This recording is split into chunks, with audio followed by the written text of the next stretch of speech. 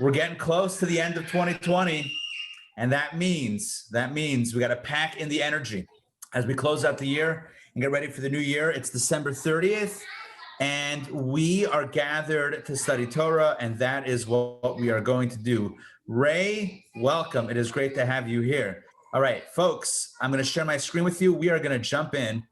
Let's get rolling. I think this is the right thing that I'm sharing. We'll find out.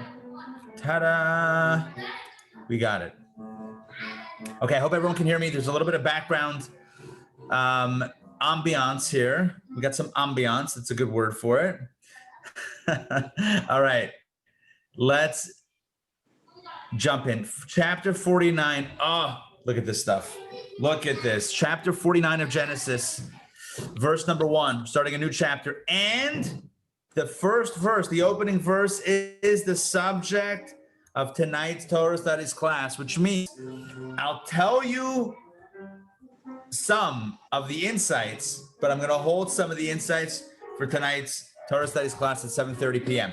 All right, let's jump in. So this is, once again, the end of Jacob's life. These are the final days or the final moments. I don't know exactly the timeline here, but it's toward the end of Joseph's life. And one second, why is this not working? And Joseph is gathering his sons. He's spoken to Jacob. Last moments of Jacob's life, and he's spoken to Joseph. He's blessed Joseph's children, and now Jacob is calling the rest of his sons. So let's begin. I'm going to read it inside, and let's explore some insights into Torah. Jacob called for his sons. This means all 12. And he said, "Gather, and I will tell you what will happen to you at the end of days." Very ominous, but no, really more prophetic. He's basically saying, I'm going to tell you what's going to happen in the future, what's going to happen to all of you. Gather and listen, sons of Jacob, and listen to Israel, your father. Again, he uses both words, both names for himself. He calls them sons of Jacob, referring to himself as Jacob. And he says, listen to your father, listen to me, Israel. So referring to himself as Yisrael. So there's Jacob and Yisrael in the same verse. We know the two names of Jacob that are used throughout Scripture. Okay, so he says, listen up. And now he begins to launch into prophetic insight and blessings for his 12 children. Here we go. Reuben, you are my firstborn, my strength and the first of my might, which means basically the firstborn. You should have been superior in rank and superior in power. That line in brackets is very important because in the actual text it says superior in rank and superior in power. But as the commentaries say, what Jacob is saying is you should have been superior in rank and superior in power. We've talked about many times. We've talked about the fact that he had potential. He had the potential to be the greatest of the brothers, the firstborn, but he wasn't the closer. He allowed the opportunities to slip through his fingers. So here his father's telling him, you had a lot of potential, my son. It's a harsh thing to say or to hear the final moments, but nonetheless, that's what's being said. Let's continue verse 4. You have the restlessness of water. Therefore, you shall not have superiority.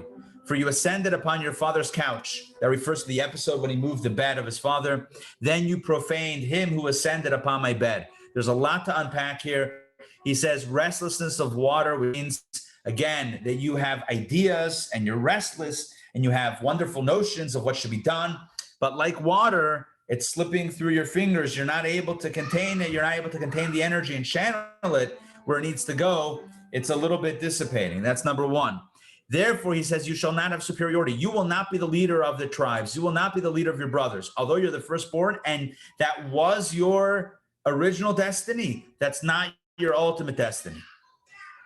Why did you lose that opportunity? For you ascended upon your father's couch, which means, as I mentioned a moment ago, the episode where he moved his father's bed after the passing of Rachel, he moves his father's bed from Rachel's tent to his mother Leah's tent, and that was considered an affront. He was getting involved with his father's sleeping arrangements, and that wasn't kosher. So he says, that's why you lost your superiority, and you profaned him who ascended on my bed. In other words, it wasn't just an affront to me, but it was an affront to God who rests upon my bed. In other words, you're touching not only my sleeping arrangements, but really on a cosmic level, something greater than that altogether. All right, let's continue. Verse 5. Shimon and Levi are brothers, right? So we go down to the next children. Reuven and then Shimon and Levi. Simeon and Levi are brothers. Stolen instruments are their weapons, and instruments don't mean musical instruments, but implements, kind of, weapons. Stolen instruments are their weapons, which means that they secretly went and destroyed the city of Shechem. Remember when Dinah was abducted and Shimon and Levi banded together to wipe out the city that kind of allowed that to happen. And they said, we were in the right, but their father was never happy about it. And I mentioned then that even in his final moments, Jacob was going to mention it, and here it is right here. He says they're brothers. In other words, they work together, but they work together sneakily in the form of weaponry, in the form of violence. And he says, "Let my soul not enter their counsel." In other words, I don't want to have any part in any part of that violence. My honor, you shall not join their assembly, for in their wrath they killed a man, and with their will they hamstrung a bull. So what does it mean in their wrath they killed a man? That refers to Shechem. That refers to when they destroyed the city and the abductor of Dinah. And with their will they hamstrung a bull. That refers to when they took Joseph, because these were the two brothers, Shimon and Levi, who were the first ones to actually jump on him and throw him into the pit. So hamstrung, and Joseph is referred to as a bull. That's one of the animal. A lot of the tribes have an animal symbol. The symbol of Joseph is the bull. Hamstrung the bull means they got the better of Joseph. All right, let's continue. Cursed, it's a little bit harsh here. Cursed be their wrath, for it is mighty, and their anger because it is harsh. I will separate them throughout Jacob, and I will scatter them throughout Israel. And that means that because when they join together, it could be dangerous and violent. Therefore, they're going to be spread out throughout the land of Israel. Now, ultimately, what happens is the tribe of Levi doesn't even have a portion, because somehow they move from violence to Kohanim and Leviim, to priests and Levites, the spiritual leaders of the people. So that won't be a problem as things play out. Nonetheless, we see here how Jacob is speaking to his sons. Let's continue. So we've done three of the 12 sons: Reuven, Shimon, and Levi. Now Yehuda, Judah. Judah, as for you, your brothers will acknowledge you, and that means you are the leader. Child number 4 has become the de facto leader of the brothers. Your hand will be at the nape of your enemies, and your father's sons will prostrate themselves to you. That's very, very significant. Your father's sons will prostrate themselves to you means that, again, that you'll be the leader, be the king. A cub and a grown lion is Judah. Gur Aryeh Yehuda. A cub and a grown lion is Judah. From the prey, my son, you withdrew. He crouched, rested like a lion, and like a lion, who will rouse him? So I'm going to jump in. Okay, I know. So let's jump. Let's take a look at this analysis. Basically, Judah, I told you before, the tribes are likened to animal symbols. Many of them are likened to animal symbols. Judah is likened to a lion. By the way, in the Hebrew, it's Aryeh Yehuda. Just fun fact: my name in Hebrew, my first name is Yehuda, and my middle name is Aryeh. So I have the opposite order. Aryeh Yehuda. My Hebrew name is Yehuda Aryeh, which both mean in, and I go by my middle name, Aryeh, as condensed to Ari. That's as you know, that's the name that I go by. So Yehuda Aryeh is my name, and here it is. You can see it almost in Torah, sort of. If you look upside down, you'll see it like that. All right. So a cub and a grown lion is Judah. From the prey, my son, you withdrew. He crouched. From the prey, my son, you withdrew. And that means that when you had a chance to strike and kill Joseph, you backed off. Right? You said, sell him as a slave. Don't strike. You withdrew from, although you're a lion, you didn't go in for the kill. So that's to your credit. He crouched, rested like a lion, and like a lion who will rouse him. And that refers to the idea of the power of Judah and the might of Judah. And even if Judah's sleeping, right? You don't want to poke the lion, because it's not a good move. Let's continue. The scepter, and that, if you're not yet sure if there's a prophecy here, there's a prophecy. The scepter shall not depart from Judah. Well, there you go. That's foretelling King David and the Jewish monarchy being from the Judean dynasty. There you go. The scepter shall not depart from Judah, nor the student of the law from between his feet until Shiloh comes. And that means until Mashiach comes, and to him will be a gathering of peoples. He binds his foal to a vine, and to a tendril he binds his young donkey. He launders his garment with wine, and with the blood of grapes binds his raiment. He is red-eyed from wine and white-toothed from milk. Basically, all of these are various forms of prophecy, and some of them are referring to great leaders that will arise from the tribe of Judah, and that were mighty, and they were warriors, and also enjoyed the bounty of life as well. All right, all of that is for Judah. Let's continue. We have a few more verses. I don't know how to pronounce it. Zebulun will dwell on the coast of the seas, and indeed, the tribe of Zebulun, they inherited the coastal land, a coastal section of the land of Israel. They were also seafaring merchants. They had the ships. They were in the shipping industry, literally shipping, not like by truck. They were shipping with ships. He will be at the harbor of the ships. There you go. And his boundary will be at Sidon. Issachar is a bony donkey lying between the boundaries. So Issachar, that tribe, they were Torah scholars. A bony donkey, I don't know. I guess you have to be, are donkeys stubborn? Maybe? What are donkeys? I don't know. Bony donkey means you have to have strength to study Torah. You have to have zitzfleisch, be able to sit and study and focus, lying between the boundaries. Okay, he saw a resting place that it was good and the land that it was pleasant, and he bent his shoulder to bear burdens, and he became an indentured laborer. And that means, bending down to study Torah and shuckling. So it's interesting that Zebulun and Yisachar, those two brothers had a partnership where Zebulun would go out in commerce. They were the seafaring merchants buying and selling, and they would support Issachar, their twin tribe, if you will, not literally a twin, but their partner tribe in the process of their Torah study. So that's the way they did it. Okay, let's continue. Dan, the tribe of Dan, looks like Dan, but it's really Dan. Dan will avenge his people like one of the tribes of Israel. Dan will be a serpent on the road, a viper on the path, which bites the horse's heel so its rider falls backwards. Heyo, what a blessing. I guess this is a positive one. If it's on your side, you want to have the snake that's biting the other guy's the enemy. All right, so that is that. Let's see if there's a quick Rashi on what that means for Dan. There's a ton of Rashis, by the way, on this, because all of it is allegorical and metaphorical. As you can see, look at all this Rashi. The whole thing is laden with Rashi. Yeah, I thought so. It's referring to Shimshon, to Samson. Remember Samson, the mighty Samson, the powerful guy? Okay, so he was the guy.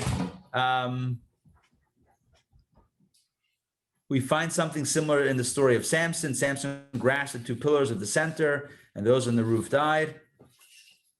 Yeah. Okay, so it's referring to Samson. All of these are prophecies of descendants of his 12 sons, of the tribes, and kind of their legacies. And then it concludes, for your salvation, I hope, O Lord. And that means Jacob prophesied that the Philistines would gouge out Samson's eyes. And Samson would ultimately say, O Lord God, remember me now and strengthen me now only this once, etc. For your salvation, I hope, O Lord, is kind of like the last gasp of Samson after his eyes were gouged out by the Philistines. Final act of strength, he pushed the pillars and the whole Colosseum caved in and destroyed, or I don't know if it's Colosseum, but the building where the Philistines were gathered. If you remember the story, they captured him and they all gathered to watch his torture and demise. One final move of strength after his hair was cut, he shoved the pillars, the whole building collapsed, and he took out a bunch of the enemy. Anyway, so that's the final, for your salvation, I hope, O Lord, God, help me one last time, and that's the way it played out. All right, so that's the reading for today. I did it a little bit quickly because of some time constraints on my end. So what we see here, though, overall, is that Jacob is blessing his sons, and the way Jacob blesses his sons is regarding episodes in the future. He's telling them not just what's going to happen now, not just what's happened in the past, but really what is the destiny of each and every one of his sons and their tribes in the future, whether it's, once they settle in the land of Israel, what they're going to do, when they settle in the land of Israel, or on a very simple level, who their descendants and their destiny and what they should be growing into. We see some harsh words being spoken to the first three sons, Reuven, Shimon, and Levi. Pretty much after those three, it gets positive. We didn't get all 12, by the way. We just got Reuven, Shimon, Levi, Yehuda, that's 4. Yisachar, Zvulun, 5, 6, 7. We got 7 out of 12 today. But the first 3 were a bit negative, right? Reuven lost his privileges because of his actions. Shimon and Levi, they shouldn't be together because it gets violent when they get together. But otherwise, there's a lot of blessings inherent in this narrative. All right, questions, comments? I know we went through pretty quickly, but questions, comments? Let me just tell you this. Yeah, go ahead, Donna. So do the brothers ever think they want to change their prophecies? I don't like that, So here's the thing. What's interesting is that, when it comes to astrology, which we've discussed before, there's certain things that are in the stars, certain things that are predestined, but even if they're predestined, there's a little bit of modification that's open. So for example, if somebody is destined to be violent, right, or shed blood. So the question is, are they going to be a murderer? Or are they going to be a mile and shed blood in a kosher way? And it's not my insight. The Talmud literally says that. The Talmud says that if that's your mazel, you can channel it to be a mile or a shochet, a slaughterer, and be a kosher butcher. So it's, yes, there's destiny and it's predestined, but exactly how it takes shape, that's still within the choice of human beings. So yeah, Judah is going to be the leader, but are they going to be righteous or corrupt? That remains to be told. By the way, one final thing, and then I got to run. One final quick thing, as Jacob, the father, gathers his sons, he says, I want to tell you what's going to happen at the end of days. And then he begins telling them about, their destinies. Our sages tell us that's not exactly what he meant. What he meant is, I want to tell you when Mashiach is coming, when the Messiah is coming, when the ultimate redemption will happen. And the Talmud says that that's what he wanted to tell them, but his spirit of prophecy and that intuition left him, disappeared at that moment. So he said, I'm going to tell you the end of days, and then his mind went blank. That was taken away from him. He wasn't able to share that, to reveal that information to them. Tonight in the Torah I can relate. Yeah. I think of something and it disappears. Right. It's like, so yeah, about that end of days, the treasure is buried in the right, and then you can, and like, it seems like a comedy film bit. But be that as it may, tonight in the Torah studies class at 7:30, we're going to explore what is it. Why did he want to reveal the time of the coming of Mashiach? Why did God not want him to reveal that? What's the deeper message, and why is it beneficial or not beneficial? How could she have gotten it wrong if God didn't want it to happen? We're going to explore that tonight. That's going to be our class. It's about Mashiach, about prophecy, about end of days, about Jacob, about this moment in history and what was really going on. So that's tonight. But what even though that wasn't told, what was told was a mini prophecy, if you will, for all the 12 tribes. And we've done, I think, 7, according to my count, about 7 out of 12. So we'll continue tomorrow. And maybe we'll go back a little bit to do a little bit more commentary on some of the stuff that we went through fairly quickly. And then we will advance it. All right. Great to see you all. Have a wonderful day. Enjoy the second to last day of the year. We'll see you tomorrow. Same bad time, same bad channel. If not tonight. Thank you, Rabbi. You Take care, everybody. Bye. Pleasure. Take care, everybody. Have fun. Bye.